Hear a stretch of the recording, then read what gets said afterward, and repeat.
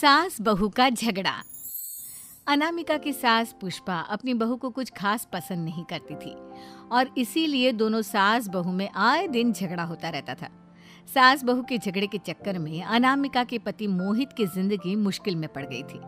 बेचारा बार बार माँ और बीवी के झगड़े को सुलझाता ही रहता था, लेकिन दोनों समझने का नाम नहीं लेती थी। वैसे तो सब कुछ ठीक ठाक चल रहा था, लेकिन एक दिन अनामिका और पुष्पा के अंदर जोरदार झगड़ा हुआ और बात कुछ इस तरह थी। बहू, मैंने तुम्हें कल अपनी एक साड़ी धोने के लिए दी थी। हाँ मम्मी जी, वो साड़ी धोकर मैंने आपकी अलमारी में रख दी है। उसी की बात कर रही हूँ मैं। जरा देख तो, इस साड़ी को देखकर किसी भी तरह से लगता है ये धुली हुई है। अरे मम्मी जी, मैंने आपकी साड़ी वॉशिंग मशीन में अच्छे से धोकर सुखाकर आपकी अलमारी में तह बनाकर रखी थी। आपके तो नखरे खत्म ही नहीं होते। अरे कैसी बात कर रही है मुझसे?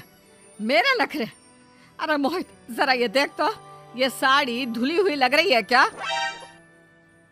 अरे मम्मी, जब अनामिका कह रही है कि उसने साड़ी धोई थी तो मान लो ना। हर बात पर झगड़ा करना जरूरी है क्या?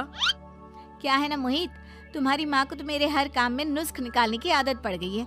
जब तक दो चार खरी खोटी सुना नहीं लेती ना, इनका दिन नहीं निकलता। अरे चुप कर, बहू होकर मुझे जवाब देती हो। एक तो गंदे कपड़े उठाकर अलमारी में रख दिए, ऊपर से कैंची की तरह कचर कचर बोली जा रही हो।